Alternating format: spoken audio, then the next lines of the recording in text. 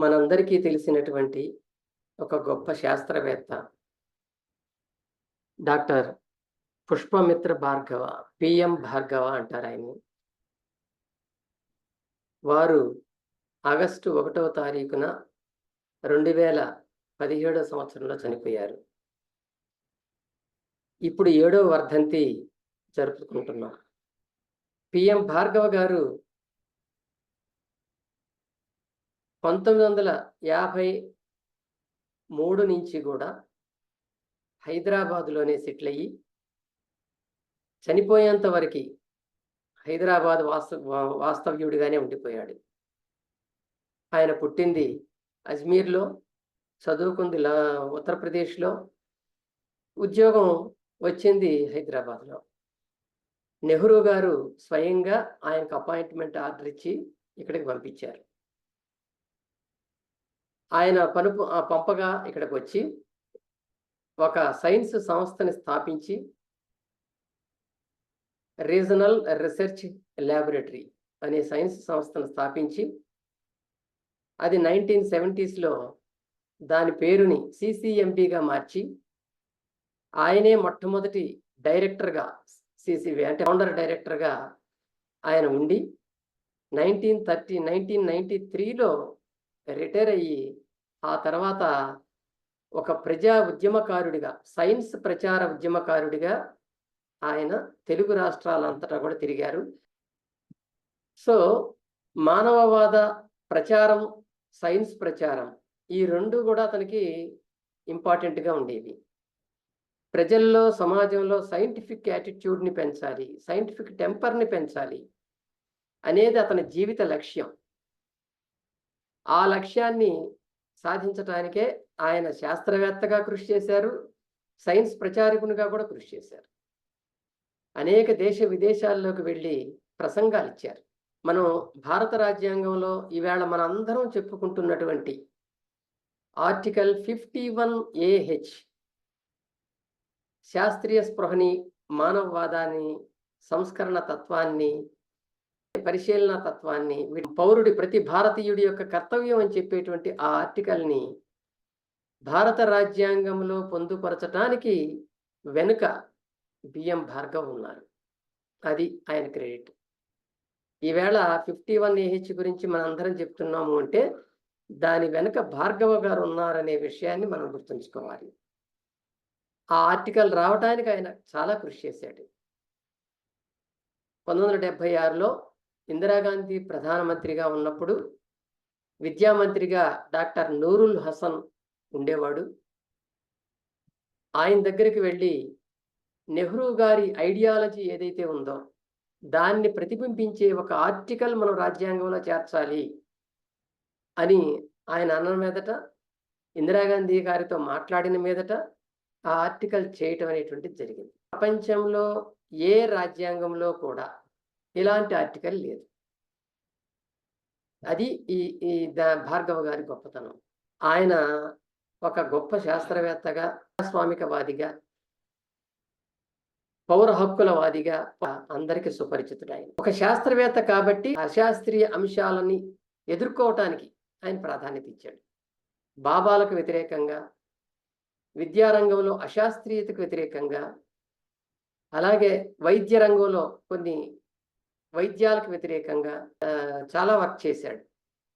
అన్నిటికన్నా మించి scientific method అనేటువంటి ఒక గొప్ప ఎగ్జిబిషన్ మెటీరియల్ని తయారు చేశాడు. ప్రపంచంలో బహుశా ఏ దేశం చేయలేదు.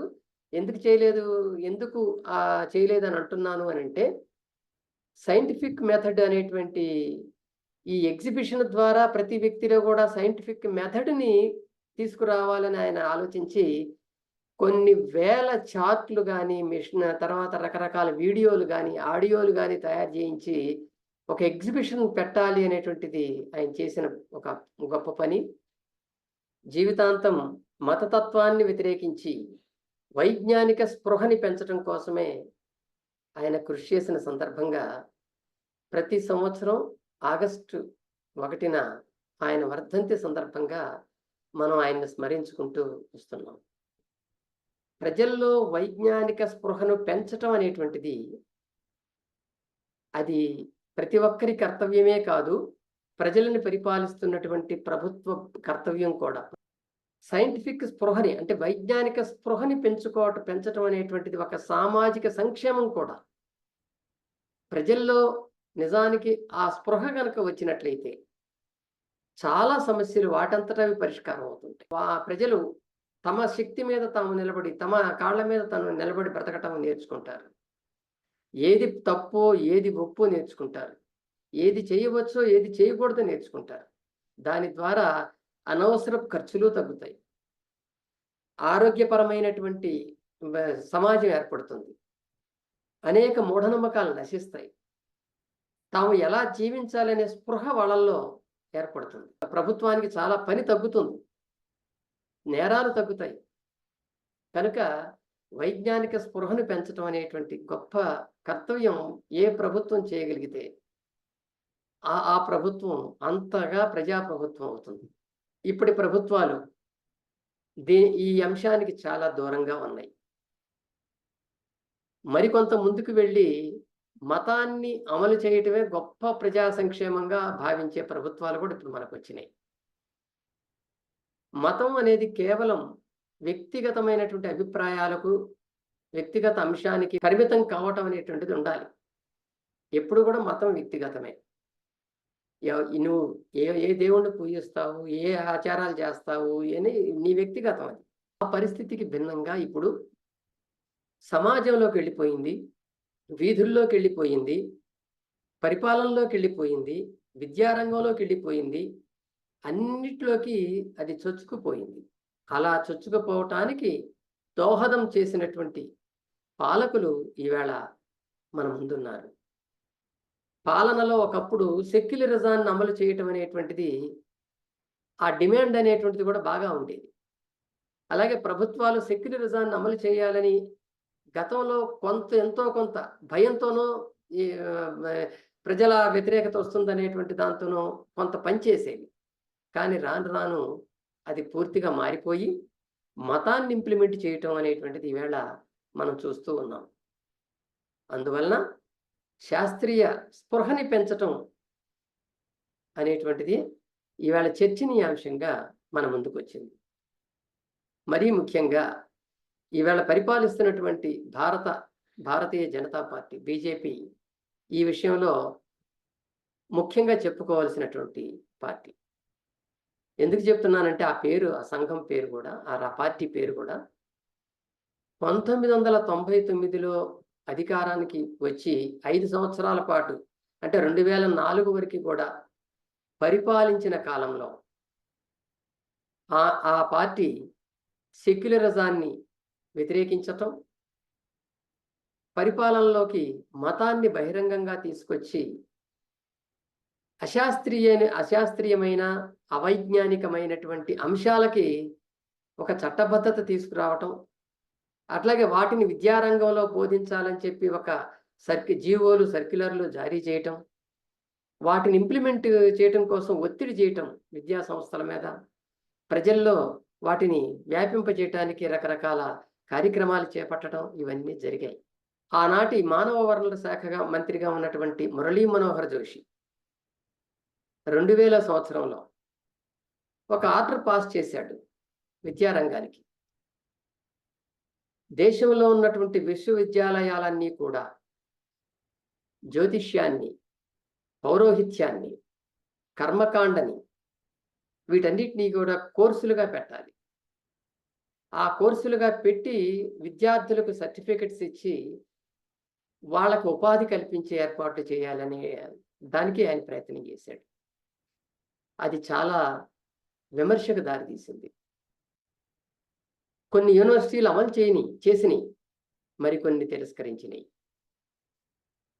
ఆ సమయంలోనే భార్గవ గారు జ్యోతిష్యాన్ని సవాల్ చేస్తూ ఒక శాస్త్రీయ అంశంగా తీసుకురావటాన్ని, అది యూనివర్సిటీల్లో బోధించటాన్ని సవాల్ చేస్తూ ఆయన ఆంధ్రప్రదేశ్ హైకోర్టులో రిట్ పిటిషన్ వేయటం, ఆ తర్వాత ఇక్కడ న్యాయం జరగకపోవటం వల్ల మళ్ళీ సుప్రీంకోర్టుకు వెళ్ళి అక్కడ రిట్ పిటిషన్ వేయటం, చివరికి సుప్రీంకోర్టు జ్యోతిష్యం శాస్త్రమా అశాస్త్రమా అని నిర్ణయించేటువంటి కొలమానాలు మా దగ్గర లేవు అని చెప్పి దాన్ని కొట్టేయటం ఇవన్నీ జరిగినాయి. ఇప్పుడు అలాంటిది ఏమి లేదు. ఇప్పుడు బహిరంగంగా అట్లా సవాల్ చేసేవాళ్ళు కూడా లేరు. తక్కువ మంది అయ్యారు. ఇప్పుడు డైరెక్ట్‌గా అలాంటి అనేక కోర్సులు ఈవేళ విద్యారంగంలోకి గాని, సామాజిక రంగంలోకి గాని వస్తున్నాయి. బాబాల యొక్క వ్యాప్తిని ప్రోత్సహిస్తోంది. విద్యారంగంలో సైన్స్‌కి సంబంధించిన, చరిత్రకు సంబంధించిన పాఠ్యాంశాలను తొలగించటం, వక్రీకరించటం వాటిని చేస్తోంది.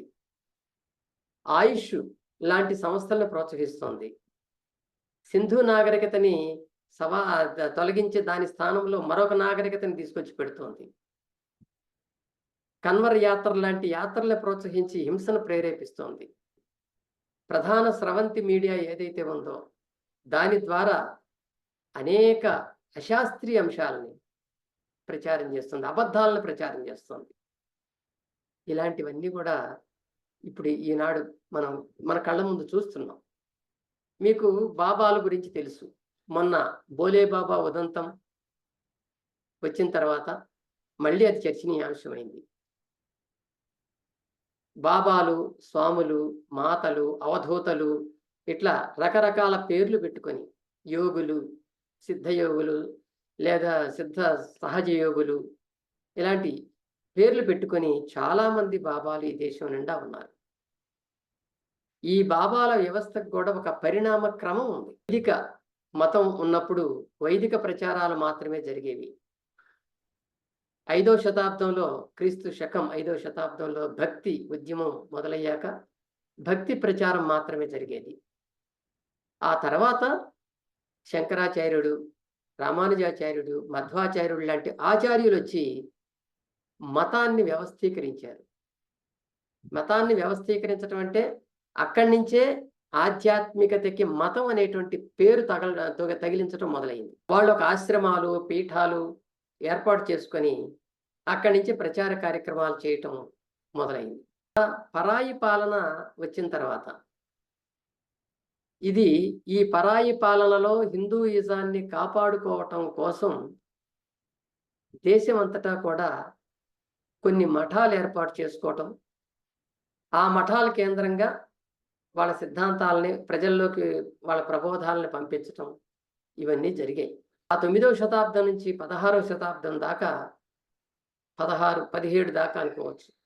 ఆ శతాబ్దం దాకా వాళ్ళ పరిపాలన సాగింది. మొఘలాయి పరిపాలన 19వ శతాబ్దం మధ్య వరకు కూడా ఉంది. దీంట్లో ఏంటంటే అటు ముస్లింలు పరాయి వాళ్ళు వచ్చి పరిపాలిస్తున్నారు కాబట్టి మన మతాన్ని మనం కాపాడుకోవాలి, మన సంస్కృతిని మనం కాపాడుకోవాలి అని చెప్పి మఠాలు కేంద్రంగా చేసుకొని ప్రబోధాలు చేయటం అనేటువంటిది అప్పుడు మనకి మొదలైంది. ఆ టైంలోనే భక్తి ఉద్యమాలు వచ్చాయి. భక్తి కేంద్రంగా ఉద్యమాలు వచ్చాయి. రామానంద లాంటి వాళ్ళు కూడా మఠాలను ఏర్పాటు చేసుకొని ప్రచారం చేయటం చేశారు. 16వ శతాబ్దంలో అయితే మీకు ఈవేళ ఇస్కాన్ అని వింటున్నాం కదా, అంతర్జాతీయ కృష్ణ చైతన్య సంఘం అంటారు దాన్ని. ఈ ఇస్కాన్ కి మూలం 16వ శతాబ్దంలో అంటే 1530 ప్రాంతాల్లో జరిగింది. బెంగాల్ నుంచి చైతన్య ప్రభు అనేటువంటి ఒక ఆధ్యాత్మికుడు, ఒక వైష్ణవుడు అక్కడి నుంచి బృందావనం అని ఈనాడు ఉత్తరప్రదేశ్లో ఏదైతే మనం చెప్తున్నామో మధుర దగ్గర బృందావనం, ఆ బృందావనానికి కేంద్రంగా చేసుకొని కృష్ణ చైతన్యాన్ని ప్రబోధించాడు. శ్రీకృష్ణుడే భగవంతుడు, మిగిలిన వాళ్ళందరూ కూడా గోపికలు అని ఒక సంస్థని ఆయన స్థాపించాడు. అక్కడి నుంచి అది మొదలైంది. కృష్ణ భక్తి అనేది మొదలైంది. అదిగో అట్లా కేంద్రాలను ఏర్పాటు చేసుకొని భక్తిని ప్రచారం చేయటం అనేటువంటిది మనకి అప్పటి నుంచి విరివిగా జరిగింది. ఇక ఇది చరిత్రలోకి వెళ్తే చాలా ఉన్నాయి. నేను దీని మీద ఒక వీడియో కూడా చేశాను. మీరు యూట్యూబ్లో ఈ హ్యూమనిస్ట్ స్కూల్ వీడియోస్లో అది కూడా చూడొచ్చు.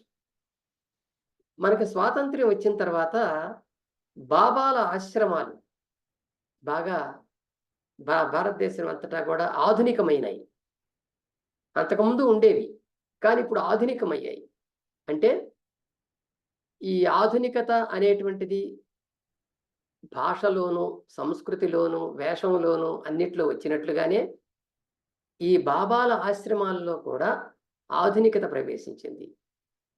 విలాస జీవితం అనేటువంటిది అక్కడ కూడా మొదలైంది. అలాంటి బాబాలని మనం దేశవ్యాప్తంగా కూడా చూడొచ్చు. మనకు బాగా పరిచయమైనటువంటి పుట్టపర్తిలో ఉన్న సత్యసాయి బాబా ఎంత విలాస జీవితం గడిపాడనేటువంటిది అక్కడికి వెళ్ళినటువంటి భక్తులకి తెలుసు. సాయిబాబా కేంద్రాన్ని నడుపుతున్న వాళ్ళకి తెలుసు. సో, భక్తులకి కేవలం భక్తులు విలాస జీవితాన్ని వాళ్ళు గడపటమే కాదు, కోట్లాది రూపాయలని అక్కడ సంపాదించి ఆదాయపు పన్నుకి సంబంధం లేకుండా ఆ కోట్లాది రూపాయలను సంపాదించి విలాస జీవితం గడపటమే కాకుండా అక్కడ అనేక రాజకీయ పరమైనటువంటి నిర్ణయాలు తీసుకోవటానికి, అనేక మంది వ్యాపారస్తులు వచ్చి డీల్స్ కుదుర్చుకోవటానికి, ఒక మాఫియా సామ్రాజ్యం ఏర్పడటానికి అది కారణమైందనే విషయం అందరికీ ఇప్పుడు తెలుసు. ఆనాడు ఎంత చెప్పినా నమ్మలేదు. తర్వాత తెలిసింది. హేతువాదులు చాలామంది దానికి కృషి చేయటం వల్ల, ప్రేమానంద్ లాంటి వాళ్ళు, హెచ్ నరసింహయ్య లాంటి వాళ్ళు, డాక్టర్ కోవూరు లాంటి వాళ్ళు ఆ బండారాన్ని బయటికి లాగటం వల్ల తర్వాత తెలియవచ్చింది. కనుక ఒక సాయిబాబాయే కాదు, సాయిబాబా ఆ రోజుల్లో ఇండియా మొత్తంలో ఉన్న బాబాల కన్నా ఎక్కువ సంపన్నుడు. ప్రపంచవ్యాప్తంగా శిష్యుల్ని లేదా భక్తుల్ని సంపాదించుకున్నవాడు, భక్తుల ద్వారా సంపాదన పొందినవాడు. ఆయన చనిపోయిన తర్వాత కొంత మార్పు బాబాల్లో వచ్చింది. ఆయన చనిపోయిన తర్వాత ఈ మహిమల పేరుతో, అంటే చేతులోకి గాలిలోకి విభూది తీసుకురావటం, ఉంగరాలు తీసుకురావటం, తాళిబొట్లు తీసుకురావటం, ఇలాంటివి ఒక ఫ్యాషన్గా, అంటే బాబాలకు ఉండే ఒక ఫ్యాషన్గా మారిపోయినాయి. తర్వాత ఆ ఫ్యాషను బాలసాయి బాబా లాంటి వాళ్ళు మొదలుపెట్టి చేసినప్పటికీ అంత క్లిక్ కాల. అది క్రమంగా మారింది. బాబాల పరిణామ క్రమంలో ఒక మార్పు వచ్చింది. ఏమిటొచ్చింది? ఆ తర్వాత కార్పొరేట్ వ్యాపారం బాబాలకు ప్రవేశించింది. ఈ కార్పొరేట్ సంస్థలు 1993 తర్వాత కార్పొరేట్ వ్యాపారాలు ఇండియాలో బాగా పెరగటం, ఈ బాబాలు కూడా నెమ్మదిగా ఒక 7-8 సంవత్సరాల తర్వాత 2000 సంవత్సరం వచ్చిన తర్వాత వీళ్ళు కూడా డబ్బు సంపాదన కోసం ఆ కార్పొరేట్ పద్ధతులను అవలంబిస్తూ వ్యాపారాలలోకి దిగటం, రియల్ ఎస్టేట్ వ్యాపారం దగ్గర నుంచి, మందులు అమ్ముకునే వ్యాపారం దగ్గర నుంచి అన్ని రంగాల్లోకి దిగటం, ఇవన్నీ మనం చూస్తాం.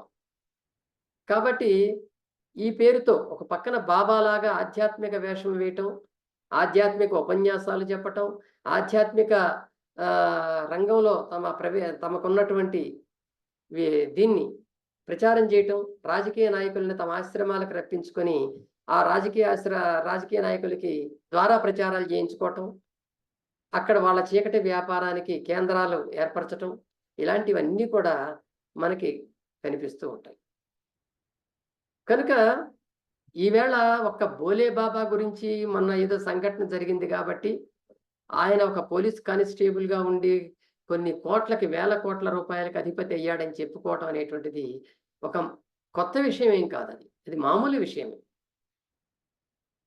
ఒక సర్వే ప్రకారం, ఈ మధ్య వెలువడైనటువంటి ఒక సర్వే ప్రకారం, నార్త్ ఇండియాలో ఉత్తరప్రదేశ్, బీహార్, గుజరాత్, రాజస్థాన్, తర్వాత హర్యానా, ఢిల్లీ, ఈ రాష్ట్రాల్లో 3000 మంది బాబాలు ఉన్నారని ఈ మధ్య ఒక సర్వే ప్రకటించింది.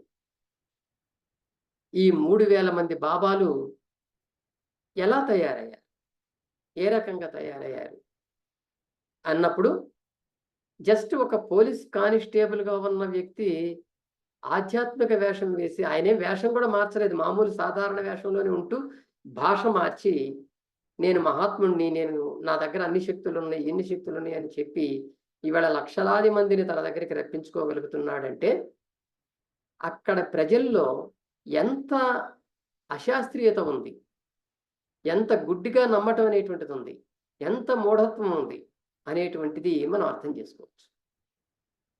కాబట్టి ఇలాంటి బాబాలు ఎంతమంది ఉన్నారు? 3000 మంది. అంటే జనం ఎంత వెనకబడి ఉన్నారు, వైజ్ఞానిక స్పృహకి ఎంత దూరంగా ఉన్నారనేది మనం అర్థం చేసుకోవాలి.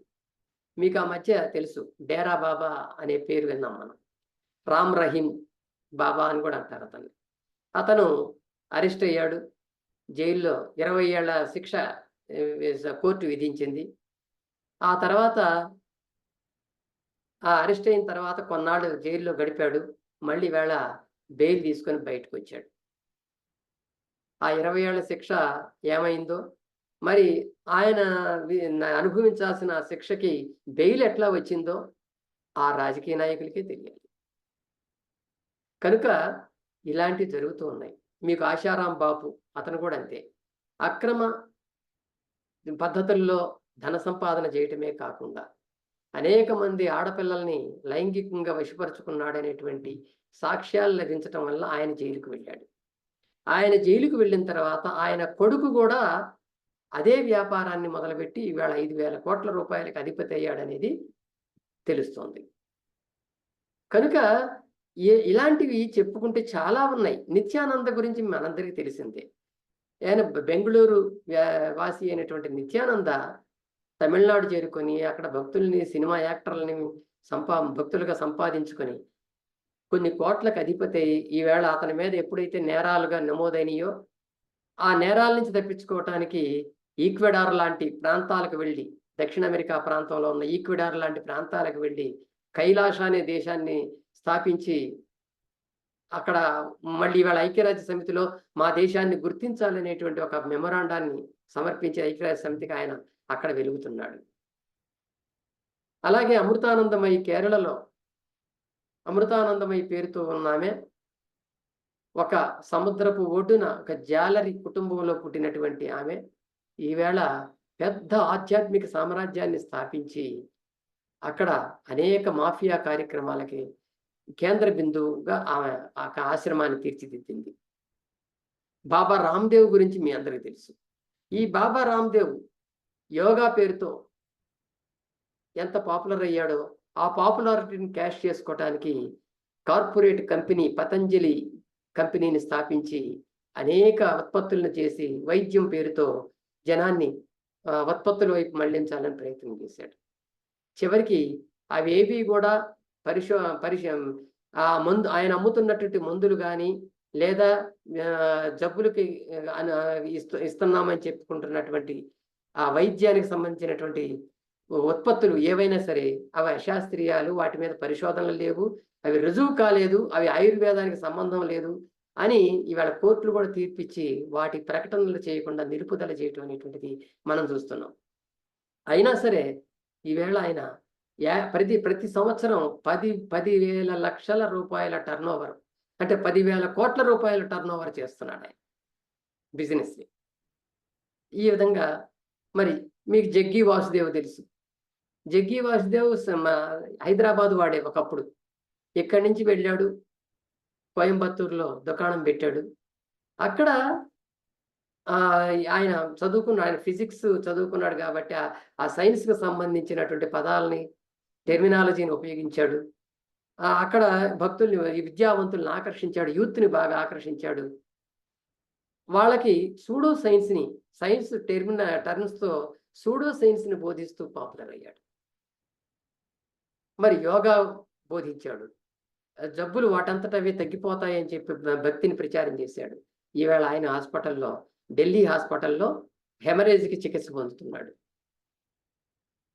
అందువల్ల ఏంటంటే ఇట్లా ఎంతమంది బాబాలను తీసుకున్న వాళ్ళందరూ కూడా ఈ ఒక్క హిందూ మతంలోనే కాదు, క్రైస్తవ మతంలో కూడా ఉన్నారు, అలాగే ఇస్లాంలో కూడా ఉన్నారు. వీళ్ళంతా పాల్ దినకరన్ లాంటి క్రైస్తవులు ఈవేళ బాబాల్లాగానే వాళ్ళు చేస్తున్నారు చెన్నైలో, అంటే తమిళనాడు. కనుక వాళ్ళు కూడా వింతలు స్వస్థత ప్రార్థనల పేరుతో ఒకప్పుడు జనాన్ని ఆకర్షించి, లక్షలాది మంది జనాన్ని ఆకర్షించి డబ్బు దండుకున్న వాళ్ళే, పెద్ద బిజినెస్ చేస్తున్న వాళ్ళే, ఎంతో వందల ఎకరాల రియల్ ఎస్టేట్ నడుపుతున్న వాళ్ళే వాళ్ళు కూడా. అలాంటి వాళ్ళు క్రిస్టియానిటీలో కూడా ఉన్నారు. మనకి ఇక్కడ హైదరాబాద్లో కూడా కల్వరి టెంపుల్ సతీష్ ఉన్నాడు. వీళ్ళందరూ బాబాలు లాంటి వాళ్ళే. అలాగే ముస్లింల్లో కూడా ఉన్నారు. కనుక ఇక ఇక్కడ తక్కువ. మీకు ఆఫ్ఘనిస్తాన్ గాని, పాకిస్తాన్ గాని, తర్వాత ఇతర ఇరాన్ లాంటి దేశాలకు గాని వెళితే అక్కడ ముస్లిం బాబాలు బోలెడు ఉన్నారు. కనుక ఇలాంటివి అంతటా జరుగుతున్నాయి. వీళ్ళందరూ చేస్తున్నది ఏంది? వీళ్ళందరూ చేసే పనులు రకరకాలుగా ఉండొచ్చు గానీ, ప్రధానంగా వీళ్ళు చేస్తున్నది ఏంటి అంటే, సైన్స్‌ని వ్యతిరేకించటం. వాళ్ళ మతం మత గ్రంథాలు చెప్పినటువంటి విషయాల్ని ప్రమోట్ చేయటం. అలాగే ప్రజల యొక్క శిష్యగణాన్ని పెంచుకోవటం, ప్రజల్లో వాళ్ళల్లో ఉన్న బాధలకి ఓదార్పుని నటిస్తూ, వాళ్ళ బాధలు వింటున్నట్టుగా, అయ్యో పాపం అని ఇలాంటి ఓదార్పుని అందిస్తూ, వాళ్ళకి కర్మవాదాన్ని, అద్వైతాన్ని, ఇతర వేదాంతాల్ని బోధించటం. వాళ్ళని భావ బానిసత్వంలో ఉంచి, వాళ్ళకి సంబంధించినటువంటి ఆస్తిని, వాళ్ళకి సంబంధించినటువంటి వ్యవహారాలని అన్నిటిని తెలుసుకొని, వాటిని స్వాధీనం చేసుకొని, వాటిని చివరికి ఎందుకు పనికిరానటువంటి వాళ్ళుగా మార్చటం. వాళ్ళ దోపిడీని వాళ్ళ మీద ప్రయోగించి, ఈ బాబాలు వాళ్ళ దోపిడీని జనం మీద ప్రయోగించి, ఆధ్యాత్మికత ముసుగులో జీవింపజేయటం అనేటువంటిది ఉంది. ఎంతమంది భక్తులు అమాయకులైనటువంటి వాళ్ళు ఆ విధంగా మోసాలకు గురి అయ్యారో చెప్పటానికి వీల్లేదు. ఎందుకు నేను ఒక ఉదాహరణ చెప్తాను. మీ అందరికీ తెలుసు హేతువాది ప్రేమానంద్ గురించి. ప్రేమానందు సాయిబాబాకి వ్యతిరేకంగా పోరాడినటువంటి ఒక హేతువాది. కానీ అంతకుముందు ఆయన పరమ భక్తుడు సాయిబాబాకి. ఆ సాయిబాబా బోధలు విని ఆయన కేరళలో కోజికోడ్ సమీపంలో ఒక హాస్పిటల్ కడతాను భక్తులకి, ప్రజల కోసం అని అంటే, దాన్ని ఎంతో విశ్వసించి ఆయన 90 ఎకరాల భూమిని సాయిబాబాకి దాన ధర్మం చేశాడు ఆయన. వాళ్ళ ఫాదర్ ప్రేమానంద్ ఫాదరు సాయిబాబాకి దానం చేశాడు 90 ఎకరాల భూమిని. మంచి ల్యాండ్ అది. చివరికి దశాబ్దాలు గడుస్తున్నా అక్కడ ఆ వైద్యశాల లేదు, అక్కడ పాఠశాల లేదు, ఏదీ లేదు. దాంతో ప్రేమానంద్ క్వశ్చన్ చేయటం, సాయిబాబా అతన్ని తిరస్కరించటం, చివరికి నేను మోసపోయాను అని ఆయన తెలుసుకోవటం. ఇక అక్కడి నుంచి ఈ సాయిబాబా ఏమిటి, అసలు ఇతని మహత్యలు ఏమిటి, నిజంగా చెప్తుంది కరెక్టేనా, మోసాలు చేస్తున్నాడా అనే యాంగిల్లో పరిశోధన చేయటం. ఇక అక్కడి నుంచి ఆయనకు వ్యతిరేకంగా ఫైట్ చేయటం అనేటువంటిది జరిగింది. ఇలా అందరూ ఉండరు. చాలా మంది అట్లా ఎందుకులే ఆయనతో పెట్టుకుంటే మనం ఏమైపోతామో అని భయపడుతూ ఉంటారు. కనుక చాలా మంది నోరు మూసుకొని పోయిందేదో పోయిందనుకొని సైలెంట్గా ఉండిపోతారు తప్ప ఎవరిట్లా ఫైట్ చేయరు. కనుక ఇలాంటి వాళ్ళు దేశంలో ఎంతమంది ఉన్నారు, ఎన్ని లక్షల మంది ఉన్నారు. ప్రేమానంద్ ఒక బుక్ రాశాడు, సాయిబాబా వల్ల మోసపోయినటువంటి స్త్రీ భక్తులు, మహిళా భక్తుల గురించి రాశాడు ఆయన. అది చదువుతుంటే అసలు ఎంత ఘోరంగా వాళ్ళు మోసపోయారనేది తెలుస్తుంది. కనీసం అలాంటి పని ఎంతమంది చేశారు అసలు.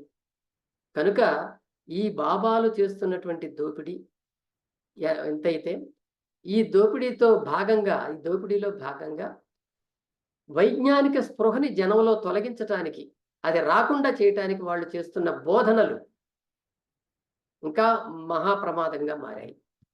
వాళ్ళల్లో ఏమాత్రం సామాజిక చైతన్యం రాకుండా వాళ్ళ కర్మవాదాన్ని, కర్మ సిద్ధాంతాన్ని బోధించటం, ఆ దేవుడే మీకు ఇలా రాశాడని వాదాన్ని తీసుకురావటం, అలాగే ఈ జన్మ మాయ, ఈ బ్రతుకు మాయ, లేకపోతే మనం చేస్తున్న పనులు మాయ అనేటువంటి మాయావాదాన్ని, శంకరుని అద్వైతాన్ని మరొక రూపంలో చెప్పటం, ఇలా ఈ వేదాంతాన్ని తీసుకొచ్చి, రకరకాల వేదాంతాలను తీసుకొచ్చి బోధించటం, ఉపనిషత్తుల సారాన్ని చెప్పటం, ఇవన్నీ కూడా ప్రజలన్నీ మత్తులో ముంచుతున్నాయి, వైజ్ఞానిక స్పృహకు దూరం చేస్తున్నాయి. అందుకే బాబాల నీడ దేశానికి పీడ అని చెప్పి ఒకప్పుడు తీవ్రమైన ఒక బ్రహ్మాండమైన స్లోగన్ని హేతువాదులు మనకిచ్చారు. దాన్ని మన భార్గవ్ గారు ఒక బాబాల యొక్క ఈ నీడ ఈ దేశానికి ఉండకూడదని చెప్పి బాబాల మీద ఫైట్ చేశాడు ఆయన. సాయిబాబా మీద ఫైట్ చేసినటువంటి ఒక ఏకైక గొప్ప శాస్త్రవేత్తగా నిలిచిపోయాడు భార్గవ్. కనుక ఆయన మీద ప్రేమానంద రాసినటువంటి బుక్స్కి ఈయన ముందు మాటలు రాశాడు. ఆ ముందు మాటల్లో ఆయన సాయిబాబాని అనేక సార్లు సవాల్ చేశాడు. అంతేకాదు పిసి సర్కార్ లాంటి వాళ్ళు కూడా చేసిన సవాళ్ళని భార్గవ గారు ఉదాహరించాడు. మెజిషియన్ పిసి సర్కార్, మీ సాయిబాబా కేవలం ఉంగరాలు గొలుసులే తీస్తాడు, నేను రవ్వ లడ్డూలు కూడా తీస్తాను, నేను ఇవి కూడా తీస్తాను, ఇది గులాబ్ జాములు కూడా తీస్తానని చెప్పి ఆ పిసి సర్కార్ ఒక సవాల్ విసిరాడు సాయిబాబా ముందు. ఇలాంటి వాటిని కూడా మన హైలైట్ చేశాడు భార్గవ. ఇలా కనుక ఈ బాబాల వ్యాప్తి ఏదైతే ఉందో అది ఈ దేశంలో వైజ్ఞానిక స్పృహని కప్పివేస్తున్నది, ప్రజల్ని ఆలోచింప చేయనీయకుండా చేస్తుంది. బాధల్లో ఉన్నటువంటి వాళ్ళకి వాళ్ళిచ్చే ఓదార్పు ఏమాత్రం వాళ్ళని ఆదుకోకపోగా, వాళ్ళకి ఒక దారి చూపకపోగా వాళ్ళని బానిసలుగా, భావ బానిసలుగా మారుస్తున్నది. ఇది మనం గుర్తించాలి. కనీసం ఏ ప్రభుత్వమైనా అసలు ఈ బాబాలు వీళ్ళు సంపాదిస్తున్నది ఎంత, వీళ్ళ ఆధ్యాత్మిక సామ్రాజ్యం పేరుతో వాళ్ళ వెనక దాచుకున్న, వాళ్ళ వెనక ఏం జరుగుతుంది, ఆ సామ్రాజ్యంలో ఏం జరుగుతుంది, ఎన్ని నేరాలు జరుగుతున్నాయి, ఎంతమంది దానికి బలవుతున్నారు, దాని ఆస్తుల మీద పన్నులు ఎందుకు లేవు అని ఆలోచించగలిగినటువంటి ప్రభుత్వం ఒక్కటి కూడా ఇంతవరకు రాదు.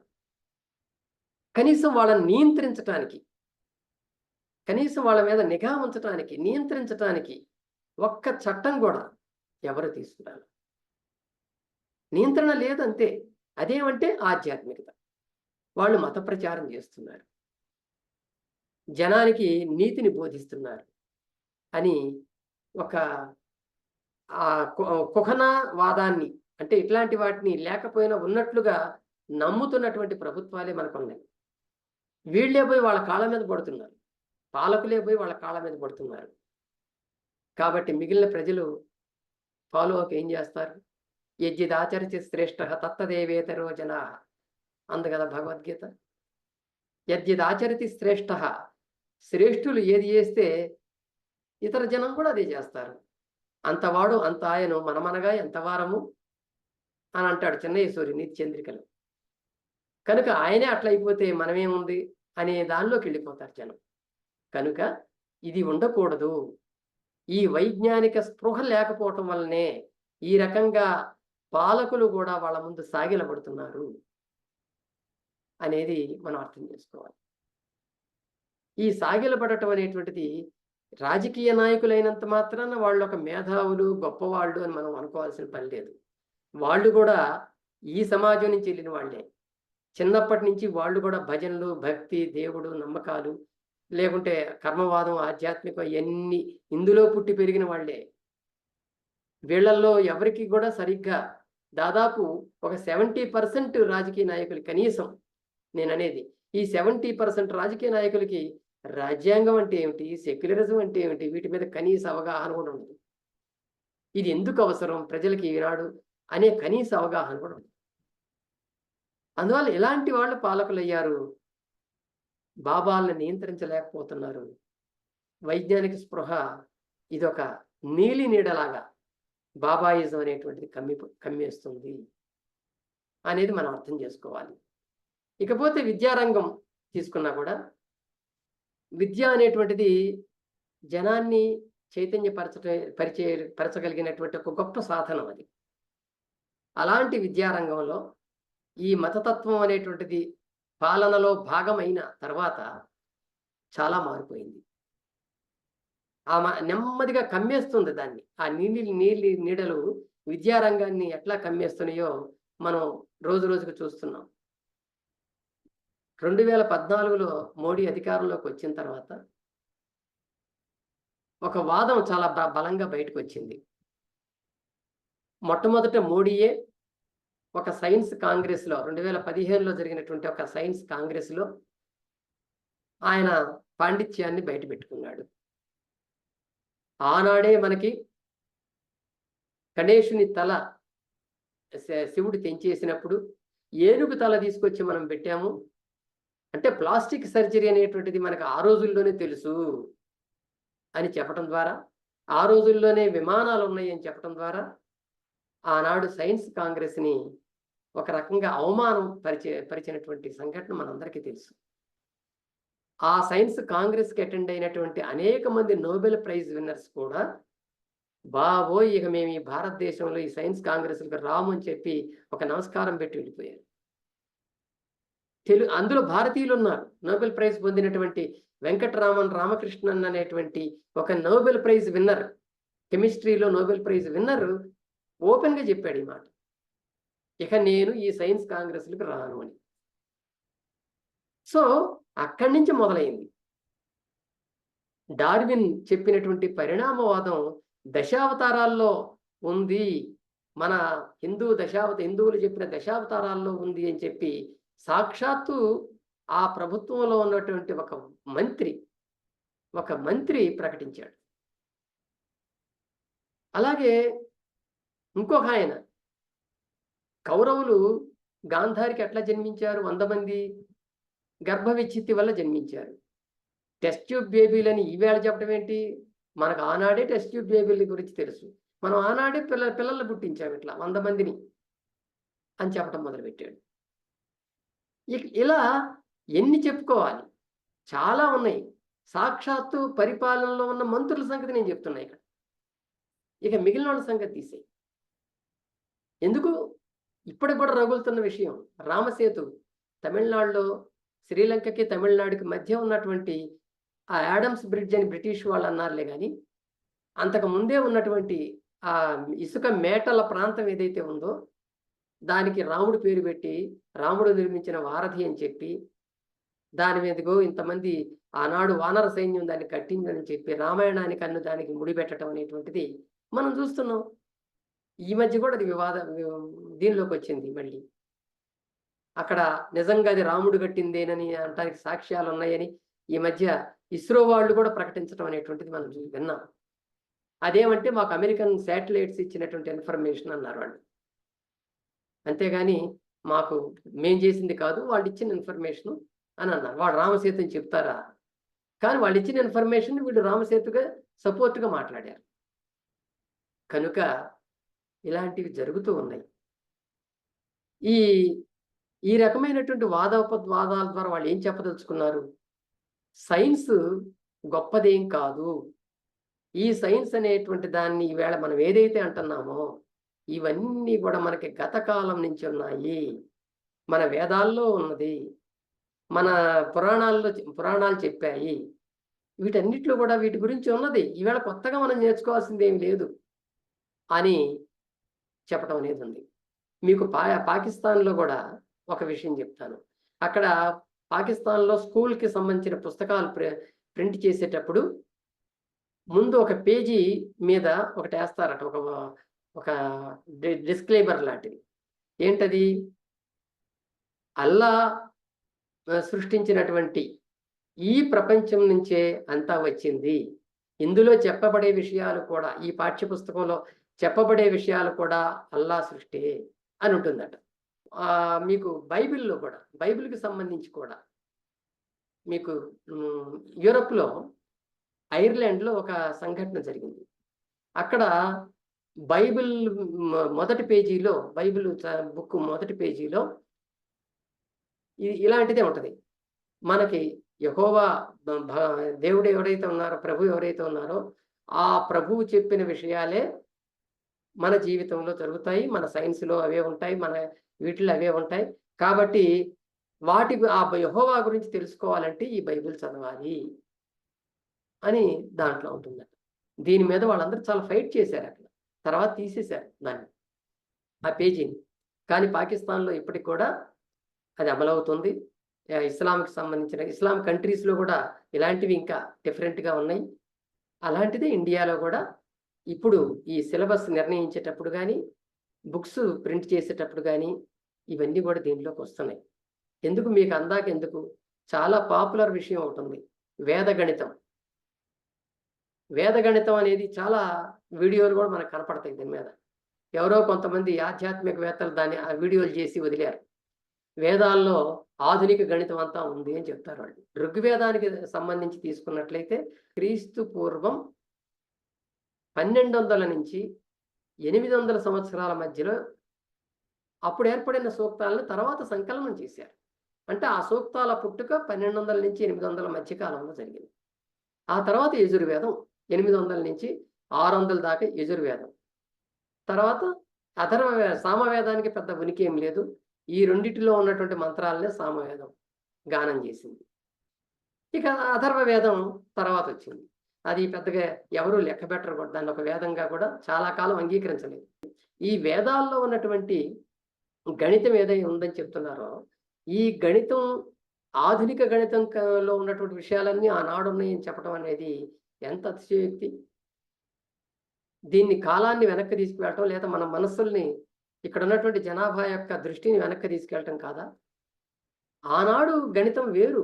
యజ్ఞశాలలు నిర్మించుకోవటానికి స్క్వేర్ టైపులో లేదా రెక్టాంగిల్ టైప్‌లో నిర్మించుకోవటానికి ఎంత పొడవు ఉండాలి, ఎంత వెడల్పు ఉండాలి, దాని వైశాల్యం ఎంత ఉండాలి, ఇట్లాంటి చిన్న చిన్న విషయాలైతే ఉంటాయి కానీ, ఇవన్నీ కూడా ఉంటాయి అనటానికి ఆధారాలేమి? మనకి అసలైనటువంటి మ్యాథమెటిక్స్ గాని, ఆస్ట్రానమీ గాని, ఇవన్నీ కూడా ఆర్యభట తర్వాతే వచ్చాయి. ఆర్యభట గొప్ప శాస్త్రవేత్త. ఇవాళ హేతువాదులందరూ, బౌద్ధులందరూ కూడా సపోర్ట్ చేస్తున్నటువంటి శాస్త్రవేత్త. ఆయన ఎప్పుడు వీటికి లొంగల. వైజ్ఞానిక స్పృహ పెంచటమే ఆయన లక్ష్యంగా ఎంచుకొని ఆయన పరిశోధనలు సాగించాడు. అందువల్లనే ఈవేళ ఈ మత ప్రభుత్వాలు ఏవి కూడా ఆర్యభటని ఫోకస్ చేయవు, వేద ఋషుల్ని ఫోకస్ చేస్తాయి. అలాగే ఆ కాలంలో ఉన్నటువంటి యజుర్వేదంలో ఉన్నటువంటి రైట్స్ అంటే ఆచారాలను ప్రోత్సహిస్తాయి. ఆనాడే విజ్ఞానం అంతా ఉన్నాయని చెప్తాయి. ఎందుకు చెప్తున్నా అంటే వేద గణితం లాంటివి ఒక తప్పుడు జ్ఞానాన్ని మనకు ప్రచారం చేస్తున్నాయి. అలాగే పురాణాల్లో ఉన్నటువంటి విషయాలన్నీ కూడాను వాటికి సైన్స్‌తో సమర్థించేటువంటి పరిస్థితి ఇవాళ ఈ ప్రభుత్వాలు లేదా ఈ ప్రచారకులు తీసుకొస్తున్నారు. ఉదాహరణకి ఎన్‌సీఈఆర్‌టీ ఉంది, మనందరికీ తెలుసు. విద్యారంగంలో ఈ సీబీఎస్ఈ సిలబస్‌లు కానీ ఇలాంటి వాటిని తయారు చేయడానికి ఎన్‌సీఈఆర్‌టీ సిలబస్ తయారు చేస్తుంది. దాన్ని చూసి, ఆ సిలబస్‌ను చూసి సీబీఎస్ఈ వాళ్ళు పాఠ్య పుస్తకాలు తయారు చేసుకుంటారు. లేదా మన రాష్ట్రాల్లో ఉన్నటువంటి ఎస్సీఆర్‌టీ లాంటి వాళ్ళు ఆ సిలబస్‌ను చూసి ఇక్కడ తగ్గట్టుగా పాఠ్యాంశాలను తయారు చేసుకుంటారు. ఇప్పుడు ఈ మధ్య 2022 నవంబర్ తర్వాత ఎన్‌సీఈఆర్‌టీ పాఠ్యాంశాల్లో చాలా మార్పులు తీసుకొచ్చింది. 2023 మార్చి నుంచి వాటిని అమల్లోకి తీసుకొచ్చింది. ఇవాళ మనం ఆ పాఠ్య పుస్తకాల్లో చూస్తే అనేక పాఠాలు అశాస్త్రీయంగా మారిపోయినాయి. చరిత్రకి ఎంతో వక్రీకరణ జరిగింది. ఇవన్నీ మనకి దానిలో ఉన్నాయి. ఉదాహరణకి చెప్పాలంటే మీకు 1, 2 చెప్తాను. సింధు నాగరికత గురించి మనందరికీ తెలుసు. కరెక్ట్‌గా 2024లో మనం ఉన్నాం. 100 సంవత్సరాల క్రితం సింధు నాగరికత ప్రపంచానికి వెల్లడైంది.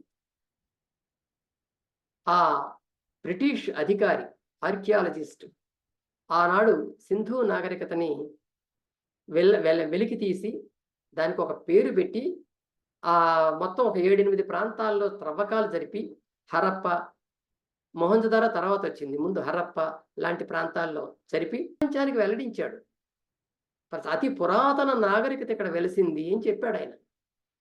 అంతకుముందు ఈజిప్ట్ నాగరికత, చైనా నాగరికత ఇట్లాంటివే చాలా పురాతనం అనుకున్నారు. సుమేరియన్ నాగరికత ఇట్లాంటివి. దానితో సమానంగా, దాదాపుగా సమానంగా ఇక్కడ ఒక నాగరికత వెలిసిందనే విషయాన్ని ఆయన తెలియజేశాడు. సో ఆ సింధు నాగరికత గురించి ఎందుకు ఇప్పుడు ఈ ప్రభుత్వానికి ఇబ్బంది కలుగుతుంది అంటే, ఆ సింధు నాగరికతలో బయటపడినటువంటి వస్తువులు కానీ, చిహ్నాలు కానీ అవన్నీ కూడా ద్రవిడియన్ కల్చర్ని తెలియజేస్తున్నాయి అని అన్నాడు ఆయన. ద్రవిడియన్ కల్చర్ అంటే ఈ దేశంలో దక్షిణ భారతీయ సంస్కృతి అనేటువంటి అతి పురాతనమైనది అని చెప్పటం ద్వారా ఆర్యుల సంస్కృతి ఆధునికమైనది అనేటువంటిది చరిత్ర చెబుతుంది కాబట్టి, దాన్ని ఒప్పుకోకూడదు కాబట్టి వాళ్ళు ఏం చేశారంటే ఆ సింధు నాగరికత ప్లేస్ మార్చేసి దాన్ని తీసేసి దానికి సింధు సరస్వతి అని పేరు పెట్టారు. ఆ సింధు సరస్వతి అని పేరు పెట్టడం ద్వారా ఏం చేయదలుచుకున్నారంటే సింధు నదికి సరస్వతీ నదికి మధ్యలో నాగరికత వెలిసింది అని చెప్పారు. ఆ నాగరికత నుంచే వేదాలు వచ్చాయి అని చెప్పారు. ఆనాడు ఆ నాగరికతలో నుంచే ప్రజలు వ్యవసాయం నేర్చుకున్నారు, పాడి పంటలు తెలుసుకున్నారు, అనేక విద్యలు ఆనాడు బయటకు వచ్చినాయని చెప్పి వాళ్ళు చెప్పడం మొదలుపెట్టారు. సో వాళ్ళు ఆ పెట్టిన పేరు సింధు సరస్వతి నాగరికత. దానికి నిజానికి సరస్వతి నది అనేటువంటిది ఇక్కడ లేదు. అక్కడ గాగ్రా నదులు, ఇంకా చిన్న చిన్న నదులు ఏవో ఉండేవి. మనకి రాజస్థాన్ గుండా గుజరాత్లో ప్రవేశించి అవి అదృశ్యమైపోయాయి. ఇప్పుడు అక్కడ కూడా ఆ నదుల ఆనవాళ్లు మాత్రం ఉన్నాయి, కానీ ఆ ప్రవాహాలు లేవు. అదిగో అట్లాంటి నదుల్ని, అక్కడ ఆ నదీ ప్రాంతాలని ఆర్యులు పెట్టుకున్న పేరు సరస్వతి. ఎందుకు పెట్టుకున్నారు అని అంటే, వాళ్ళు ఆఫ్ఘనిస్తాన్ వైపు నుంచి వచ్చారు కాబట్టి. ఆ ఆఫ్ఘనిస్తాన్లో ఫర్హతి అనేటువంటి నది ఇప్పటికే ఉంది కాబట్టి. ఫర్హతి అంటే దాన్ని హాని సాగా మార్చుకుంటారు ఆర్యులు, సరస్వతి అవుతుంది. ఆ పేరునే తీసుకొచ్చి అక్కడ ప్రాంతానికి పెట్టి సరస్వతి నది అని చెప్పి కీర్తించారు ఆ నదిని. ఆ నది ఒడ్డునే కూర్చొని వాళ్ళు ఋగ్వేద సూక్తాలను కూడా వల్లించారని మనకి చరిత్ర చెప్తూ ఉంది. దీనికి సంబంధించి మనకి ఒక వీడియో కూడా నేను ఇంతకుముందు చేయటం జరిగింది. అది మీరు యూట్యూబ్లో చూసుకోవచ్చు. అయితే ఈ సరస్వతి నది గురించి ఋగ్వేదంలో సుమారు 50 చోట్ల ప్రస్తావన వస్తుంది. ఎందుకంటే ఆర్యులు ఆ పేరు తీసుకొచ్చి ఇక్కడ పెట్టారు కాబట్టి. అంతకుముందు ఇక్కడ వాళ్ళకి తెలియదు, ఆ పేరే తెలియదు. వాళ్ళకి అటు నుంచి వచ్చారు కాబట్టి అక్కడ వాళ్ళ నివసించిన ప్రదేశాలు, వాళ్ళ ఒక మార్గ మధ్యంలో వాళ్ళు వలస కొంతకాలం జీవించిన ప్రదేశాల పేర్లు తీసుకొచ్చి ఇక్కడ పెట్టారు. అవే వాళ్ళ పురాణాల్లోకి ఎక్కినాయి, అవే వాళ్ళ కథల్లో నిక్షిప్తమైనవి. కనుక ఆ నాగరికతే పురాతనమైంది అని చెప్పటం అనేటువంటిది ఈవేళ ప్రచారంలో జరుగుతుంది. ఇంకా యుగాలకి లెక్కలు మనం అప్పుడప్పుడు వింటూ ఉంటాం. యుగం అంటే 4,32,000 సంవత్సరాలని చెప్తారు వాళ్ళు. కృతయుగం, త్రేతాయుగం, ద్వాపర యుగం, కలియుగం 4 యుగాలు ఉన్నాయని చెప్తారు. ఆ కృతయుగం ఎప్పుడో 17 లక్షల పైగా సంవత్సరాల క్రితం అది ఉంది అని చెప్తారు. ఇట్లా ఈ యుగాలు లెక్కలేస్తారు. వీటికి ఆధారాలు లేవు ఎక్కడ. కానీ రాముడు ఉన్నాడంటారు, ఆ రామాయణం జరిగిందంటారు, ఇవన్నీ చెప్తారు. వీటికి ఆధారాలు చూపించమంటే ఎవరు చూపించరు. ఇలాంటివి వక్రీకరణలు, శాస్త్రీయం కాని విషయాలను తీసుకొచ్చి పాఠ్యాంశాలను పెట్టి చెప్పడం అనేటువంటిది ఇప్పుడు కామన్ అయిపోయింది విద్యారంగంలో. అలాగే చరిత్ర వక్రీకరణకు సంబంధించి కూడా ముస్లిం రాజులపై అకారణ ద్వేషాన్ని, వాడు తప్పు చేస్తే తప్పు చేశారని చెప్పడంలో ఎటువంటి తప్పు లేదు, కానీ చేయని తప్పులను కూడా వాళ్ళకి అంటించి, లేదా వాళ్ళకి పైకి అపనిందలు, వాళ్ళు ముస్లింలు కాబట్టి వాళ్ళకి అపనిందలు అంటించి చెప్పడం అనేటువంటిది మనం ఈ ఎన్సీఆర్టీ పాఠాల్లో చూస్తాం. అలాగే తాజ్మహల్ ఒకప్పుడు అది శివ ఆలయం అని చెప్పి తేజో మహాలయ, దాని పేరు తేజో మహాలయ అనే పేరుతో ఉందని, అదే తర్వాత తాజ్మహల్ అయిందని ఈ ముస్లింలు దాన్ని అప్పటి పేరు మార్చారని చెప్పడం అనేటువంటిది అలాంటిదే చరిత్ర వక్రీకరణ. కాబట్టి ఇలాంటివి ఎన్సీఆర్టీ పాఠాల్లో కనిపించడం, లేదా అలాంటి ప్రచారాలు పాఠాల్లో లేకపోయినా ఆ ప్రచారాలను తీసుకొచ్చి జనంలో పెట్టడం అనేటువంటిది. ఇంకా కొన్ని పాఠాలను తొలగించటం. ఉదాహరణకి డార్విన్ పరిణామవాదం గురించి పాఠాల్లో నుంచి తీసేసింది ఎన్సీఆర్టీ. తీసేసింది. ఐన్స్టీన్ చెప్పిన సాపేక్ష సిద్ధాంతాన్ని తీసేసింది.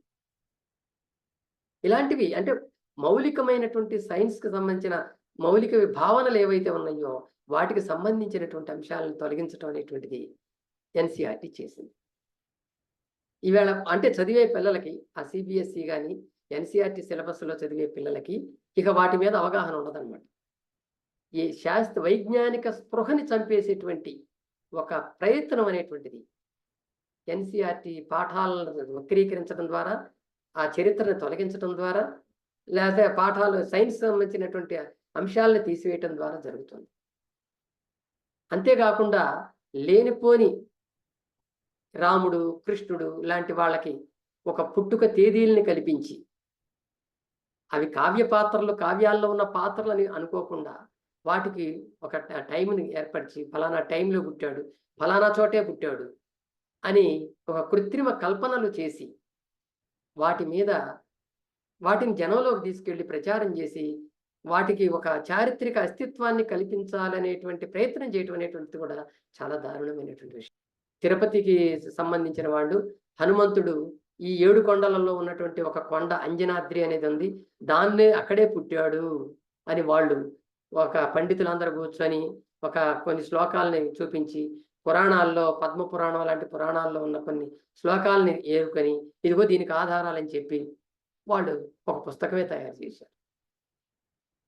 దాన్ని ఖండిస్తూ కర్ణాటకలో ఉన్నటువంటి ఒక మఠం వాళ్ళు హనుమంతుడు అక్కడ పుట్టలేదు, మా కర్ణాటకలో హంపి దగ్గర ఉన్నటువంటి కొండ మీద పుట్టాడు, అది అది కూడా హనుమంతుడి కొండ మాది అంటాం మేము, అక్కడ పుట్టాడని చెప్పి వాళ్ళు కొన్ని ఆధారాలు తీసుకొచ్చి చూపించారు.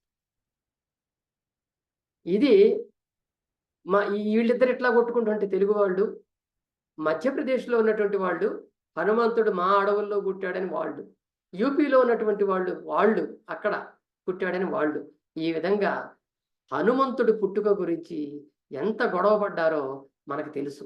ఈ వాదోపవాదాలన్నీ మనం టీవీల్లో చూసాం. నిజానికి హనుమంతుడు ఒక పాత్ర, రామాయణంలో ఒక పాత్ర. ఈ పాత్రకి స్థలకాలాదుల్ని అంటించి వాళ్ళని చారిత్రక వ్యక్తులుగా మార్చటానికి మతం ఎలా ప్రయత్నం చేస్తుందో తెలుసుకోవటానికి ఇది ఒక ఉదాహరణ. ఇలాగే మిగిలిన దేవుళ్ళకు కూడా, మిగిలిన పురాణ పాత్రలకు కూడా ఇలాంటివి చాలా వచ్చినాయి. తాజా ఉదాహరణ చెప్తానండి, ఇప్పుడు రన్నింగ్లో ఉన్న ఉదాహరణ చెప్తాను. దీనికి హిమాచల్ ప్రదేశ్లో మండి అనేటువంటి ప్రాంతంలో ఒక ఐఐటి ఉంది, college, Indian institute of technology. IIT అంటే మనకి ఎంత స్టాండర్డో, ఐఐటి సీటు కోసం పిల్లలు ఎంత కష్టపడి చదువుతారో, ఎన్ని ఎంట్రన్స్లు రాస్తారో మనకు తెలుసు. ఈ ఐఐటిలో IKS-MHA అనే ఒక విభాగం ఉంది. IKS-MHA అంటే IKS అంటే ఇండియన్ నాలెడ్జ్ సిస్టమ్స్, MHA అంటే mental health applications. Indian knowledge systems and mental health applications పేరుతో ఒక విభాగం ఉంది అక్కడ ఐఐటిలో. అందులో ఇంజనీరింగ్ కోర్సులోకి జాయిన్ అయినటువంటి ఫస్ట్ ఇయర్ పిల్లలకి ఈ IKS-MHA వాళ్ళు కొన్ని అంశాలని, కొన్ని సబ్జెక్టులని ఖచ్చితంగా బోధిస్తారు. అవి వద్దు అంటానికి వీలు లేదు. ఏమిటి ఆ అంశాలు అని అన్నప్పుడు, పునర్జన్మ, జన్మలనేవి ఉన్నాయి, మనిషి చనిపోయిన తర్వాత మళ్ళీ ఇంకొక జన్మ ఎత్తుతాడు. రెండవది నియర్ డెత్ ఎక్స్పీరియన్సెస్ అని ఒకటి ఉంది, మరణ సామీప్య అనుభవాలు అని అనుకుందాం తెలుగులో. నియర్ డెత్ ఎక్స్పీరియన్సెస్ అంటాం వాటిని. అంటే చనిపోవటానికి సిద్ధపడినటువంటి ఒక వ్యక్తి స్పృహ కోల్పోయి యముడి దగ్గరికి వెళ్ళిపోయినట్టు, యమలోకం చూసినట్లు, యముడు ఆ యమలోకంలో ఆ చనిపోయిన వాళ్ళు పొందుతున్నటువంటి బాధల్ని గమనించినట్టు, తర్వాత అక్కడ భటులు వచ్చి అరేరే నిన్ను అనవసరంగా తీసుకొచ్చాము, నిన్నుగా తేవాల్సింది మేము ఇంకొకళ్ళని అని చెప్పి మళ్ళీ అతన్ని తిరిగి తీసుకొచ్చి భూమి మీద వదిలేసినట్టు, లేదా స్వర్గానికి వెళ్ళినట్టు, స్వర్గంలో దేవేంద్రుని చూసినట్టు, ఇలాగా కొంతమంది చనిపోయి బతికి అనేక అనుభవాలు చెప్పడం అనేది అప్పుడప్పుడు కథలుగా వింటుంటాం మనం. ఇలాంటి పురాణాల్లో ఒక ఉన్నాయి. నచికేతుడు లాంటి పాత్రలు కూడా మనకు ఉన్నాయి. యముడు తీసుకెళ్ళిపోతాడు, అలాంటి పాత్రలు కూడా మనకు ఉన్నాయి. కనుక ఇవన్నీ కూడా వాస్తవమే, వీటిని కూడా మనం సమర్థించవచ్చు అని చెప్పే కోర్సు అది. ఆ కోర్సు కూడా పెట్టారు. ఉదయాన్నే ఖచ్చితంగా ప్రతి స్టూడెంట్ భగవద్గీత చదవాలి అక్కడ 7 గంటలకి. తర్వాత యోగా చేయాలి. అది ఏ యోగా? ఎక్సర్సైజులు కాదు, ఫిజికల్ ఎక్సర్సైజులు కాదు, పతంజలి చెప్పినటువంటి యోగా. అలాగే బీజ మంత్రాలు పఠించాలి.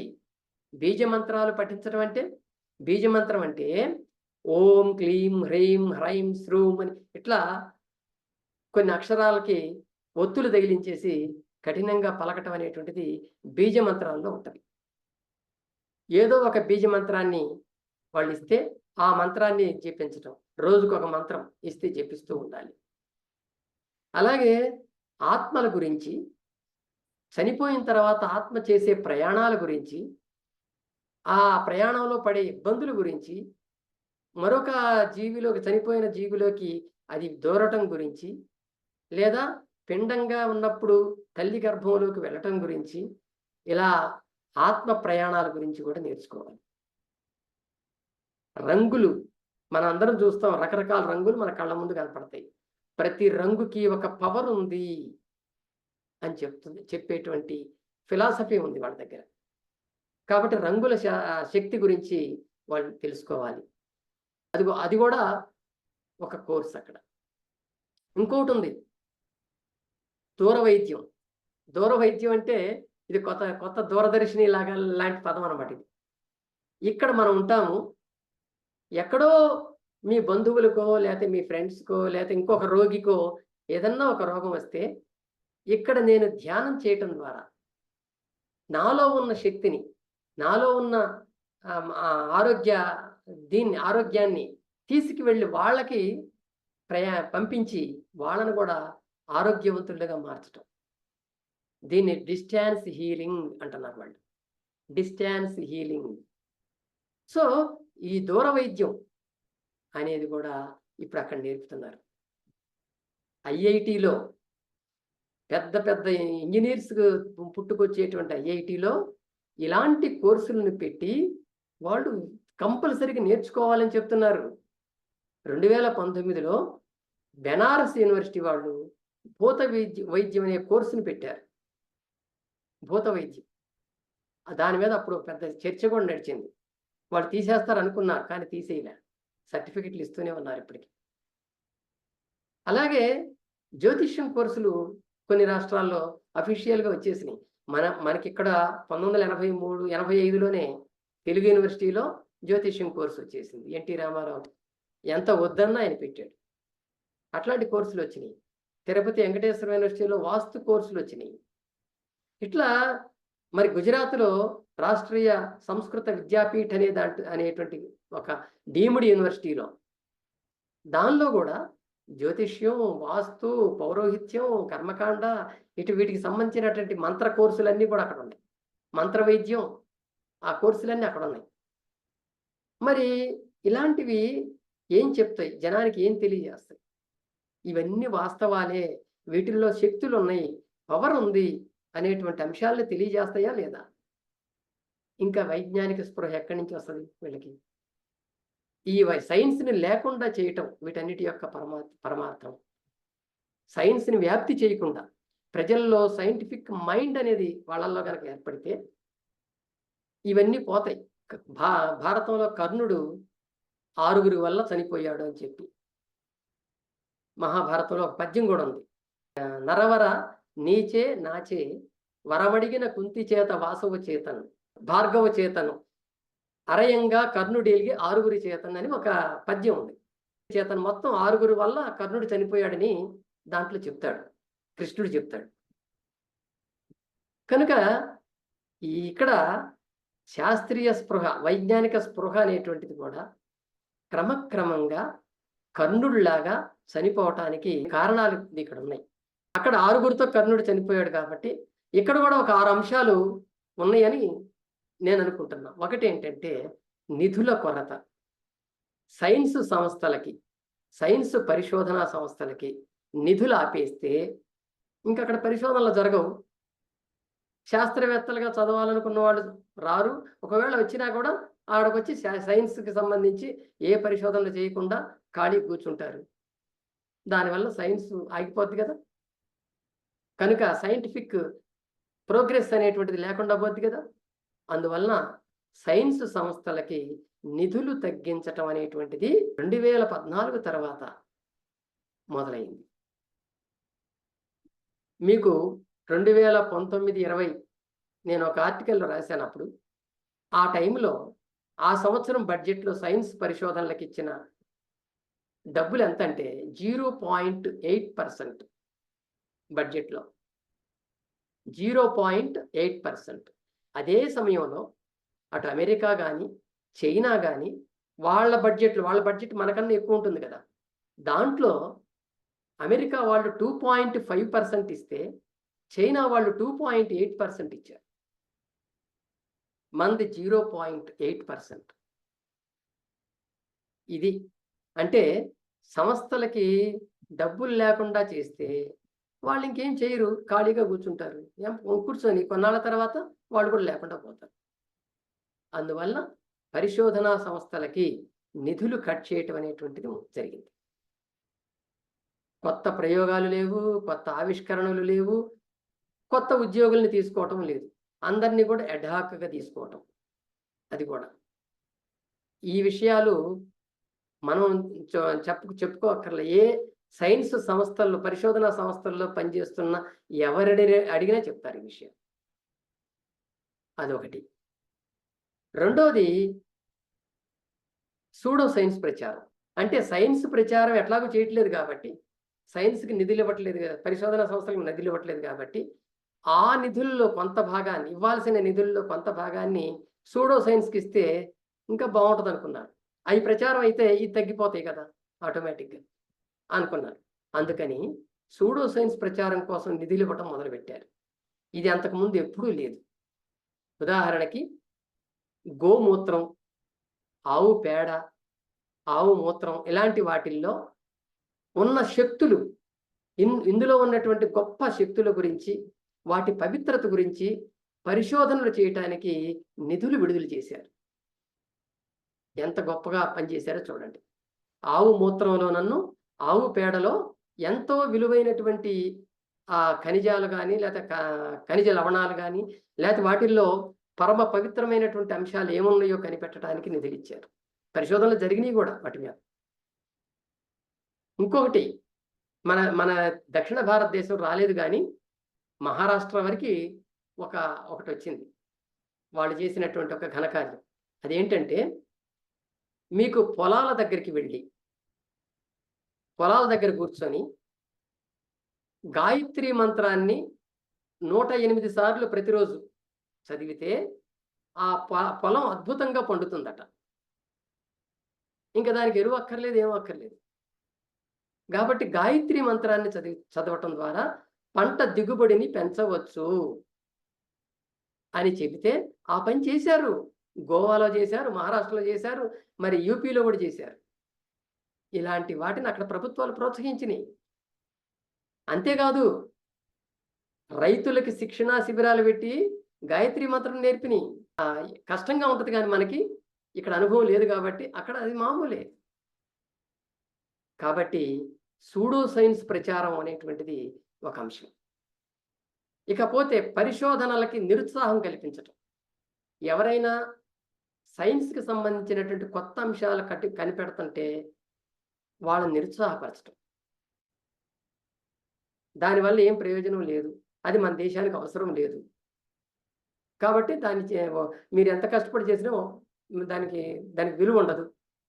ఇలా చెప్పటం. అలా చెప్పబడిన శాస్త్రవేత్తలు కొంతమంది ఉన్నారు, ఎదుర్కొన్న వాళ్ళు ఉన్నారు. దానివల్ల సైన్స్ పట్ల నిరుత్సాహం పెరగటం. అన్ని విషయాల్లో ఉన్నట్టే సైన్స్ రంగంలో కూడా కుల మతాల పెత్తనం. ముస్లిం శాస్త్రవేత్తలకి అక్కడ కూడా వివక్షత, క్రిస్టియన్లకి వివక్షత.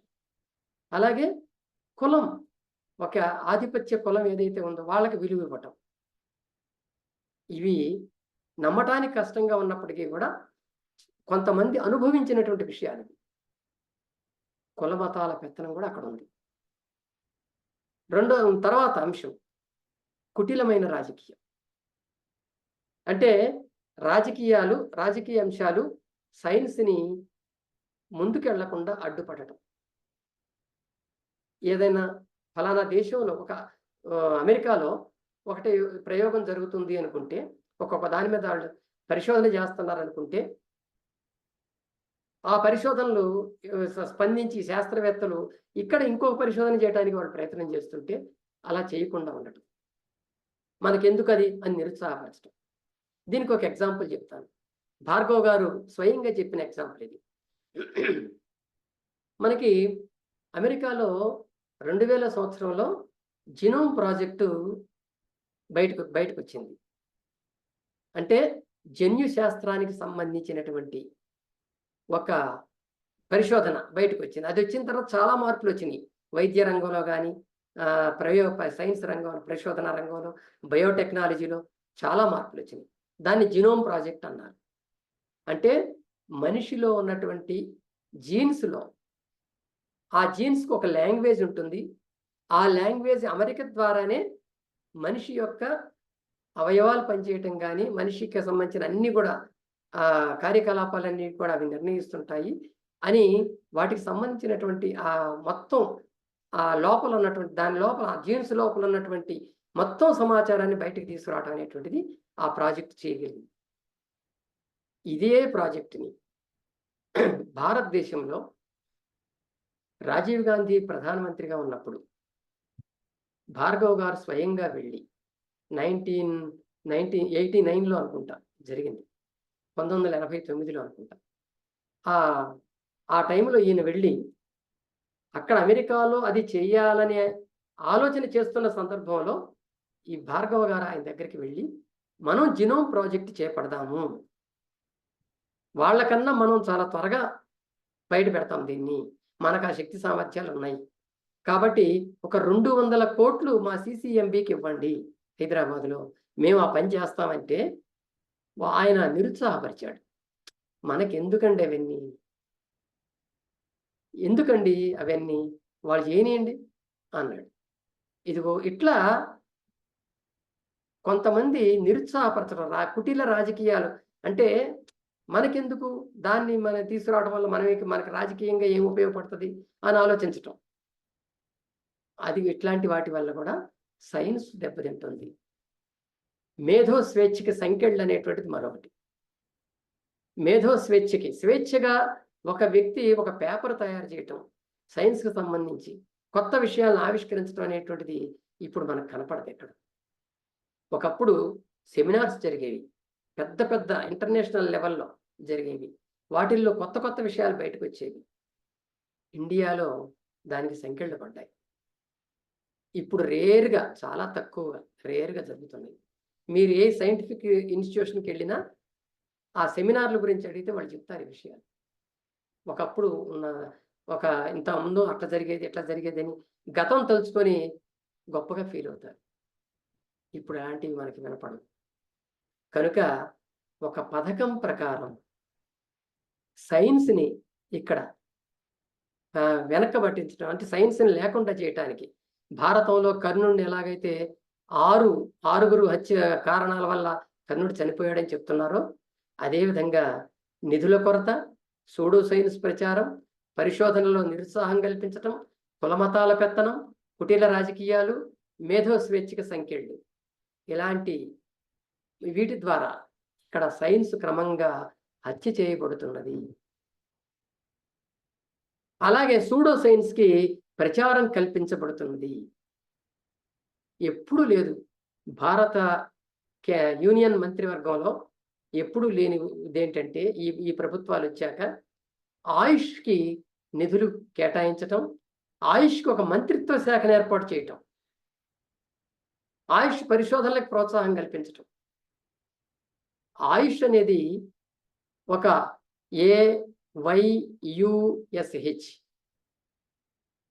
ఆయుర్వేద, యోగా, యునాని, సిద్ధ, హోమియోపతి, ఇదిగో ఈ వాటిని కలిపి ఆయుష్ అని పెట్టి, ఈ ఆయుష్ అనేది నిజానికి ఆల్టర్నేటివ్ థెరపీస్ ఇవన్నీ కూడా.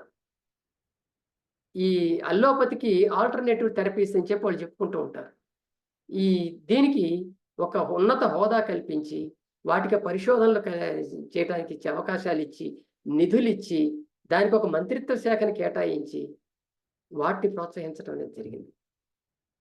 నిజానికి వీటిల్లో కొన్ని వైద్య విధానాలు అల్లోపతిని ఇమిటేట్ చేస్తూ బ్రతుకుతున్నాయి తప్ప, వీటిల్లో చాలా వాటికి శాస్త్రీయత లేదు. అవి ఎక్స్పెరిమెంటల్గా ప్రూవ్ కాలేదు, అయినా సరే వాటిని ప్రోత్సహించారు. కనుక ఇట్లాంటివి సైన్స్ని నెమ్మదిగా తప్పించడానికి, దాని ప్లేస్ నుంచి తప్పించేసి దాన్ని నిరుత్సాహపరచడం కోసం ఇవన్నీ కూడా ఈ ప్రభుత్వాలు చేస్తున్నాయి. మిత్రులారా, వైజ్ఞానిక స్పృహ అనేటువంటిది ఈ దేశంలో క్రమంగా కనుమరుగవుతున్నది అనే వాస్తవాన్ని మనం గుర్తించాలి. ఇలా జరగటం ద్వారా మళ్ళీ జనం అందరూ కూడా మానసిక బానిసత్వంలోకి వెళ్ళిపోతే అది ఈ ప్రభుత్వానికి చాలా మంచిది.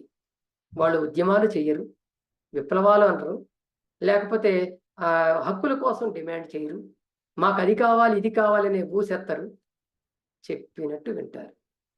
ఈవేళ కొన్ని దేశాలు అనేక రంగాల్లో ముందుకెళ్తున్నాయి అంటే, నోబెల్ ప్రైజులని విపరీతంగా పొందుతున్నాయి అంటే అక్కడ అశాస్త్రీయతతో సంబంధం లేకుండా ఆలోచనలు జరగటం.